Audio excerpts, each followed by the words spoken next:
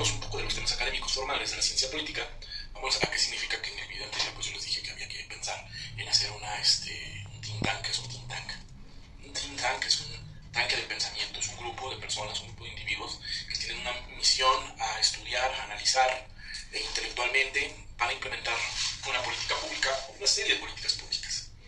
Los think tanks están abordando todo el trabajo teórico, político, de gabinete, antes de la implementación de las políticas públicas.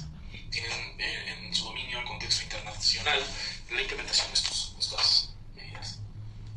Ellos trabajan en propuestas para los gobiernos no vinculantes, es decir, los gobiernos no están obligados a seguirlas, porque son asesorías, consejos, consultorías, recomendaciones que no las van a seguir directamente los gobernantes. Van a redactar cartas, estudios, análisis, propuestas de plan de acción, pero no los van a implementar las ONGs, las consultorías o los grupos de think tanks que pueden ser esto. También pueden ser grupos de acción, por eso son tanques de pensamiento, esa es la traducción literal. Y no necesariamente se refiere a la cuestión militar, sino es una cuestión económica, política, intelectual. Se requiere un tanque del pensamiento porque las tareas intelectuales, por más que yo digo, no, es que son para el pueblo común y corriente, no se pueden llevar a cabo por el pueblo común y corriente, es dificilísimo. El pueblo común y corriente está ocupado en sus tareas cotidianas. Y si a esto le sumamos que tenemos una serie de aplicaciones en los dispositivos móviles, y esas aplicaciones móviles están enfocadas a dispersar la atención, a consumir el tiempo de las personas, que puede ser de una manera virtuosa o de una manera viciosa, pero consumen el tiempo de las personas a elaborar este tipo de videos, ver este tipo de videos, compartir este tipo de videos, analizarlos, comentarlos. Requiere tiempo, una inversión en una lectura de autores clásicos. Requiere una lectura, es algo que requiere mucho tiempo para que nosotros lo podamos leer. No solamente, cuando tú compras un libro, no solamente compras el libro, también debes de tener un dinero extra en la bolsa. De por sí los libros son caros, son escasos, difíciles de encontrar, pero digamos que llegas al milagro de encontrar un libro de Michel Foucault, de algún autor, una editorial así cara, tienes el dinero, lo pagas, lo compras y te lo llevas. Pues solo necesitas dinero para garantizarte el tiempo libre, sin distracciones de ningún tipo, a que te vas a meter y te vas a introducir en la lectura del libro que acabas de comprar. Y después de que lo acabas de leer, tiene que venir un tiempo para que lo medites, lo analices, lo reflexiones, lo interiorices. Y luego después viene un tiempo para que lo comentes con alguien que tuvo la misma oportunidad que tú, e intercambies opiniones, análisis y reflexiones. Esa tarea no es fácil, efectivamente no es fácil, pero es una tarea que está reservada a lo que podríamos decir es una vanguardia reducida de la comunidad, de la manada humana, es la vanguardia de los intelectuales. Los intelectuales parece que son inútiles y que no tienen nada que aportar y nada que dar además a la comunidad, a la gente. Sin embargo, en ellos recae el peso de la memoria histórica y el peso del conocimiento de la razón de ser. Como colectivo humano, no hay quien haya hablado de cuál es la razón de ser de la manada humana en general, en cualquiera de sus latitudes, en cualquiera de sus épocas. Yo he detectado, he rastreado, y uno de los propósitos y lo más poderoso que uno puede tener en la vida, tener un propósito, una meta, un destino definido, hacia dónde ir, hacia qué seguir. Y si un individuo lo debe de tener en lo personal, lo debe de poseer en lo personal, en lo individual, debe de estar claro y debe de estar cierto, y lo tiene que estar visualizando todos los días, en la mañana, en la noche, debe de ir día con día poniendo esa concentración en la realización y en el conocimiento de tu objetivo. La humanidad debe de ser así. La humanidad no tiene conciencia de sí misma, de que existe. Hay muchas personas que no tienen conciencia de sí mismos, de que ellos mismos existen y pueden vivir una vida sin saber que ellos existieron, hasta que finalmente se despiden de la tierra. Así como el gatito que una vez se vio en el espejo y se asustó pensando que había otro gato. Esos animalitos que se ven en el espejo y no se reconocen y se asustan, es que no tienen un concepto filosófico muy importante, que es conciencia de sí mismos. Y al no tener conciencia de sí mismos, pues se asustan. Imagínense, la humanidad no tiene conciencia de sí misma. Difícilmente el colectivo humano en su conjunto, los 8.000 millones de seres humanos, sabemos qué vamos a hacer no somos dueños de nuestro propio destino. Estamos organizados en varios cientos o miles de credos y organizaciones religiosas. Estamos organizados en varios cientos de naciones, estados, países, pero no tenemos una noción, una visión común y de conjunto, como raza humana, como especie, de qué es a lo que debemos realizar y a dónde tenemos que llegar.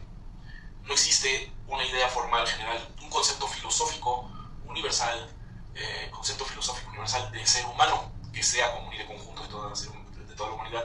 Al no haberlo, no existe conciencia de sí, y no existe conciencia para sí, es decir, hacia dónde vamos, qué queremos, qué vamos a desarrollar. Pues esto lo lo tiene que desarrollar un grupo de expertos, un grupo de gente que tenga tiempo para pensar, que ya tenga un background mínimo de lecturas, de influencia intelectual, de conocimiento. Es lo más común, es decir, lo de los de la izquierda y de los de la derecha, y tenerlo y conocerlo. Pero no es tan simple como parece, o sea, son todos los proyectos de la humanidad.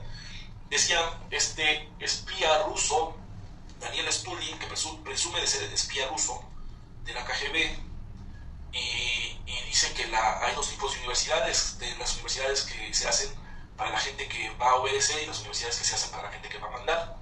En el sistema universitario de la gente que va a obedecer, en el caso de México, el Instituto Politécnico Nacional, la Universidad Nacional Autónoma de México, los que obedecen son especialistas, ¿no? Especialista en el corazón, especialista en la piel, especialista en el derecho familiar, en el derecho penal, en el caso de las ciencias políticas, es especialista en discurso político, especialista en campañas políticas, etc.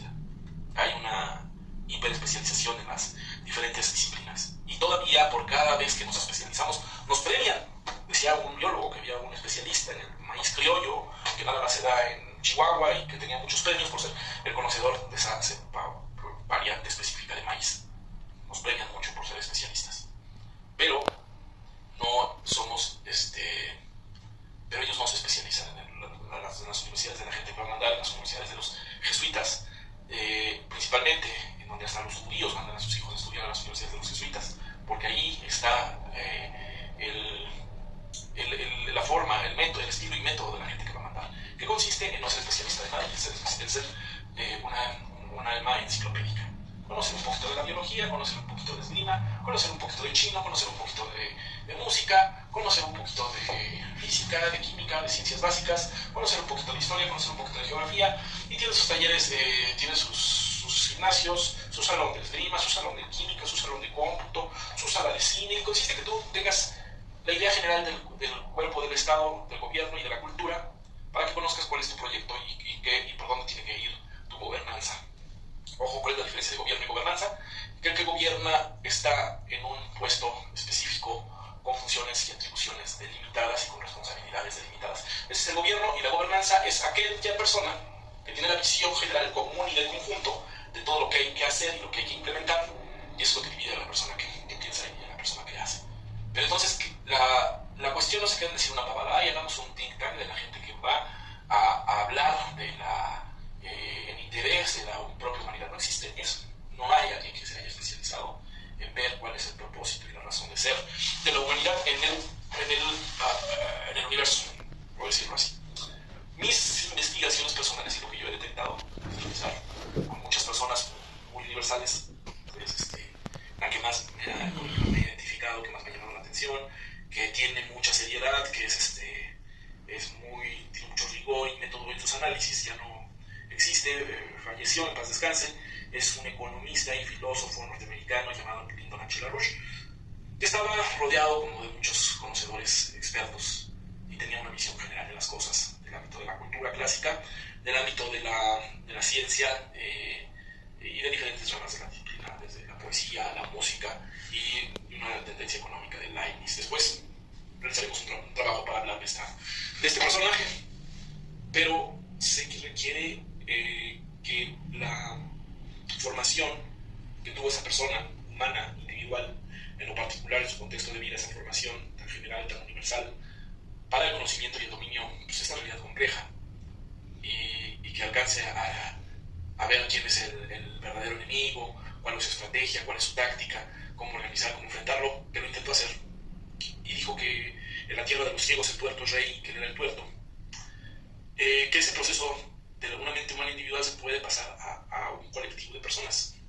Y ese colectivo de personas, estudiantes, pues a lo mejor deberían de evitar estudiar en la universidad y dedicarse a estudiar por su cuenta una currícula mucho más extensa que la que puede ofrecerte una carrera universitaria, donde te quieren hiperespecializar en un tema y tú hagas una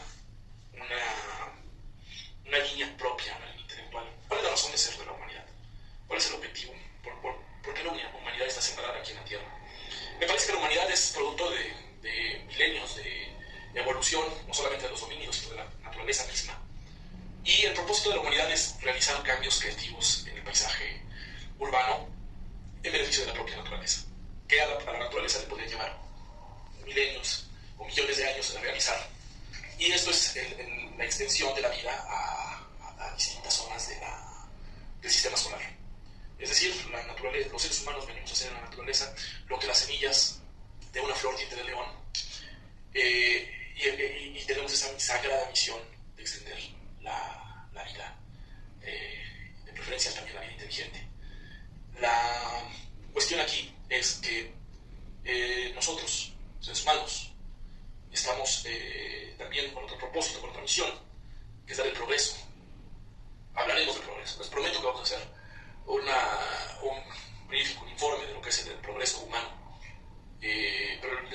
puedo resumir que a grandes rasgos el progreso es pasar de condiciones menos humanas a condiciones más humanas, y que el objetivo o lo que es razonado, que puede ser la razón de ser de la especie humana, es el progreso. El progreso, la búsqueda incesante del progreso en la música, del progreso en la literatura, del progreso en la construcción, del progreso en el manejo de materiales, el progreso en la química, el progreso de la medicina, el progreso en todas sus formas que humanamente creativas no son posibles. Curiosamente hay una tendencia intelectual bien financiada, bien pertrechada, que se opone al progreso. Uno de estos es el filósofo preferido de la oligarquía, con su visión triste y depresiva de la cultura y de la ciencia, Yuval Noah Harari. Es un filósofo de moda que personajes como Barack Obama y Bill Gates han dicho que están muy inspirados y encantados de conocerlo. También será otro briefing que haremos más adelante, pero por el momento sí se necesita un grupo de personas, un grupo de élite, un grupo de vanguardia, de intelectuales que conjunten sus esfuerzos en este objetivo, que se conviertan en consultores, que se conviertan en constructores y bueno, las unibles fuerzas que le puedan quedar a este servidor, organizar este grupo de gente, para eso es este canal. Eso es lo que buscamos, juntarnos, ponernos a trabajar y tener esta visión del progreso del ambiente y el humanismo. Que podamos llegar a un buen término de los objetivos y la razón de ser de la especie humana. Esto, vuelvo a repetir, es una tarea intelectual.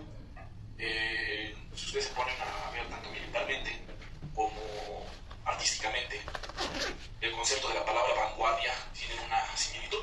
La vanguardia en el arte y la vanguardia en el ámbito militar es aquella punta de lanza que encabeza un despliegue militar, una formación militar que van hacia enfrente y que les toca el topón, este lenguaje narco, ¿no? El enfrentamiento principal, les toca ser los centinelas de todos los demás. La seguridad de todos los demás está resguardada en la vanguardia. Y la retaguardia, pues tiene todo el trabajo pesado de llevar la comida, de mantener limpios los tanques, los vehículos militares, curar a los enfermos, curar a los heridos. Pero la vanguardia va al enfrentamiento como tal, tanto en la vanguardia artística como en la vanguardia militar. Entonces es un grupo selecto, es un grupo reducido de vanguardia que se convierte en un tanque del pensamiento, que tan rimbombantemente utilizado, think tank, pero no es una palabra dicha bachera, dicha nada más así porque sí. Vamos a dejarlo aquí y la razón y el sentido de por qué debe haber un think tank que trabaje en el interés de las ideas de la humanidad como un apunte ideográfico y que después vamos a tener que retomar más adelante. Muchas gracias, su servidor y amigo Christopher Benítez. Buen día, desde la Ciudad de México, en este briefing informativo sobre por qué se necesita un think tank en beneficio de los intereses de la especie.